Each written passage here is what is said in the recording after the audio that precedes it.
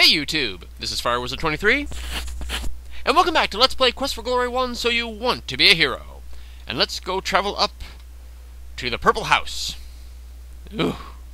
You feel as though you have just scaled the Matterhorn in full armor. What a climb. Ooh, we made it. After you finally catch your breath, you see that you have reached the rather eccentric-looking house that you saw from below. There's an ugly gargoyle above the entrance. Stand fast! He who would the wizard see first must answer questions 3. What is your name? Oh, I did call myself, okay? FireWizard23. You always want to tell the truth with the first 2 questions. What is your favorite color? Well, orange. No. You don't want to answer orange. Look very carefully at the house. You want to say purple. What is the thieves' password?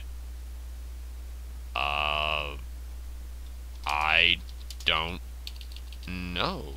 I'll say I won't use contractions. I do not know.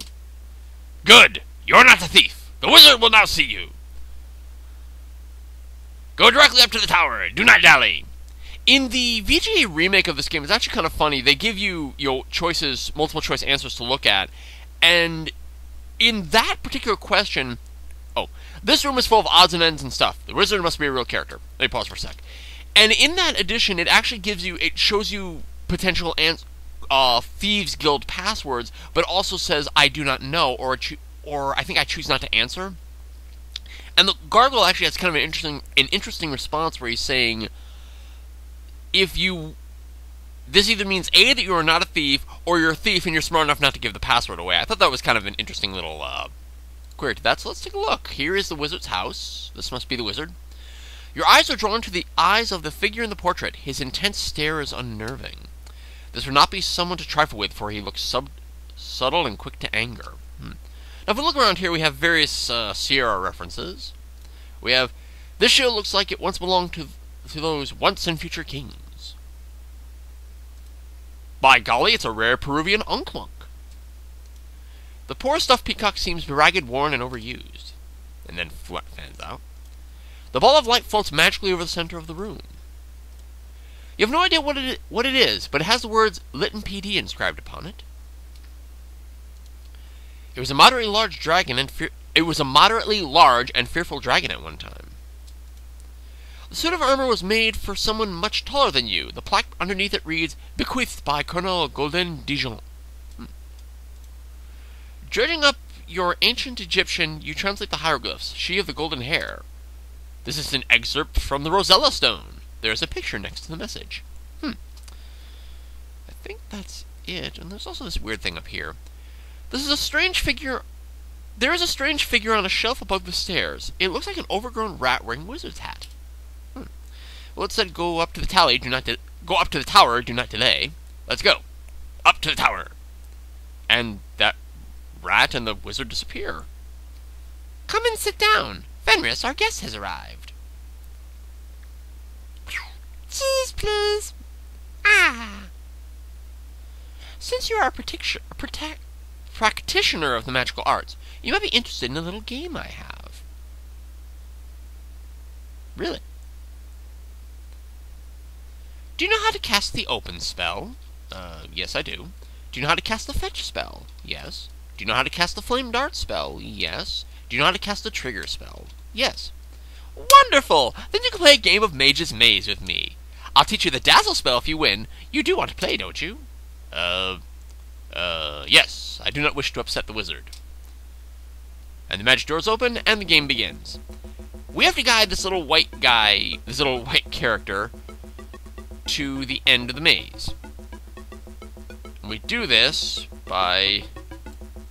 Oh, whoops. I have to hold it. And drag it. There we go. Let's fetch the ladder. We gotta cast a trigger spell, though, to change him into something different so he'll want to walk downstairs. So I think he has to be the medium size to go downstairs. I'm pretty sure he does. Trigger changes your creature's size. Maybe a flame to entice him, because they're attracted to flames. Those are very perverse, and they just kind of like to do what they want.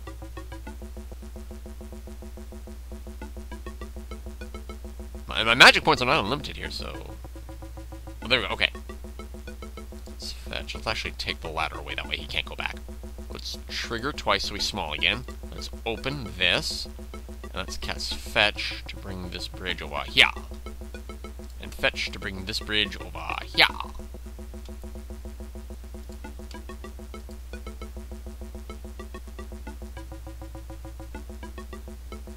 Cast a trigger spell so we can't go back because he's too big now. Come on, you gotta walk over here. This is victory. Oh, are you kidding me? I don't have magic points. No! Walk! Yeah, just walk over and you win! Just walk over here and you win! Come on, over here! You win! Just walk over here! Rest? Concentrate in the game. Ah! Hey, come on! Over here! Over here and you win! Over here! Just walk over here and you win! Just walk over here! You win! You win! I win if you walk over here! Walk! Yes! Well, you seem to have beginner's luck. You know, it took you one game to win. Usually takes anyone at least 500 tries for anyone less than a full wizard to defeat me. So I went through that game really quickly, but fetch moves things, open opens rocks, trigger changes your creature's shape from small, medium to large, and flame creates a flame that attracts the creature. Sorry I didn't explain that, but that's how the game works. As I promised, I shall now teach you the spell known as the Erasmus Razzle Dazzle. I so enjoy playing the Mage's Maze. Do you know the difference between a wounded Triceratops and a magic user casting the Fly spell? No. One is a raging Saurus, and the other is a soaring Magus. I figured one was a dying lizard and the other was a flying wizard. Sorry, Fenrus, but he who tells the jokes gets to make up the punchlines. Let's see, let's ask this guy about magic. If magic be the loot of life, play on. The quote was music, not magic, and it was food, not loot. Oh. How about, magic makes the world go round.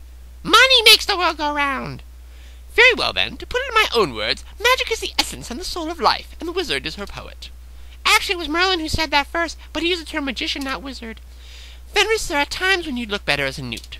Why is that? Because newts can't talk! Neither can most rats. Good point. What else can we ask this guy about? Can we ask him about the Dazzle spell that he just gave us? Now that's a spell with charm. Its true name is the Erasmus Razzle Dazzle, by the way. You cast a spell, and anyone looking directly at its coruscating light is blinded for a while and can't do anything. Well, that could be useful in combat. Let's ask him some other questions. Let's ask him about this house. Please, the least you could do is ask me about something more interesting.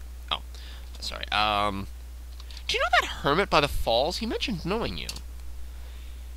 Henry is the hermit who lives by the flying falls to the south. Great sense of humor.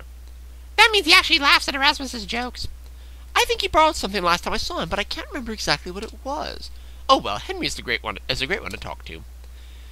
But he hardly ever happens to have much to say.